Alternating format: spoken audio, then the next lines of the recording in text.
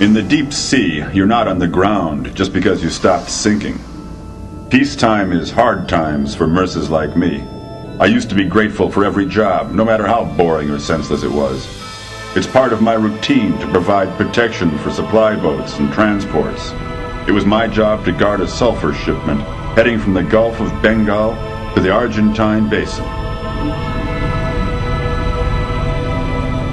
Now, sulfur isn't a particularly attractive prize for pirates or anarchists, so I got to wondering why a protective convoy was necessary, especially since there'd been few pirate attacks recently. The captain of the transporter insisted on taking the slalom route through the Malay archipelago, crossing the South Pacific so as to round Cape Horn. I thought maybe he wanted to give himself and the crew a little entertainment in the pleasure domes of the Malay archipelago. A few whores, some surface simulation, who knows? I had nothing against the idea. We passed south of the domes and headed straight for the South Pacific Basin.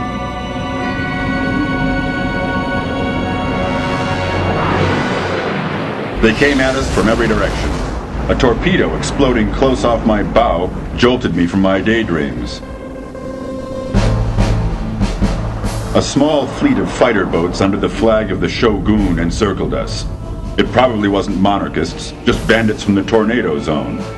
As a greeting, they sent us a flash shark, which penetrated the outer wall of the freighter and knocked out its electrical system. A hungry swarm of bull sharks was after me. It's no fun in a fix like that if you've only got a dilapidated boat with one firing tower. The automatic finder picked out the approaching torpedoes and sent them to the bottom one after the other, while the only thing I could do was fire a few feeble thresher sharks against the agile boats. Then three things happened at once. My location system failed, an explosion astern set my boat rolling, and a smart Shogun bomber, flashing painted teeth, appeared, hovering right in front of me. I might have known that she was behind it all. My own personal nightmare from the depths of the tornado zone. I closed the valves on my suit, crawled into the escape hatch, and angrily jettisoned my lifeboat with a blast of compressed air. And not a second too soon, my crippled boat rolled over and sank into darkness as the grinning bomber strafed my titanium capsule with a salvo of hard-cased shot.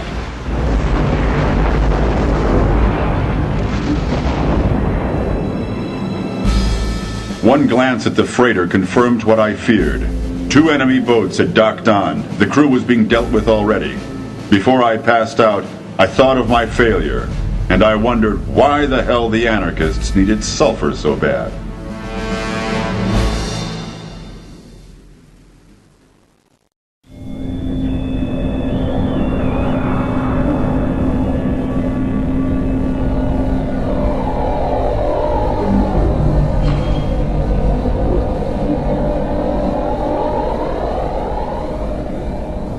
I came to, freezing on a cold metal floor, and I didn't know which was sharper, the features of the woman or the blade of the knife she threatened me with.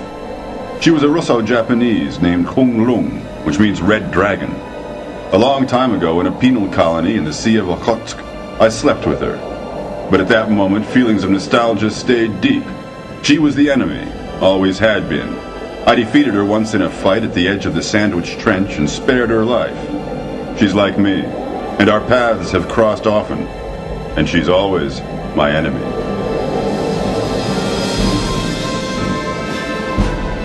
We didn't talk much. She said it would be child's play to slit my throat, but the world still needed me now that evil was reaching out of the depths.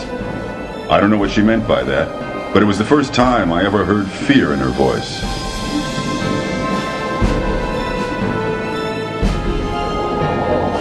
The Ronin didn't kill me. She did the same as I had done at the Sandwich Trench. She gave me a tank full of breathing gas and expelled me from a lock into the ocean.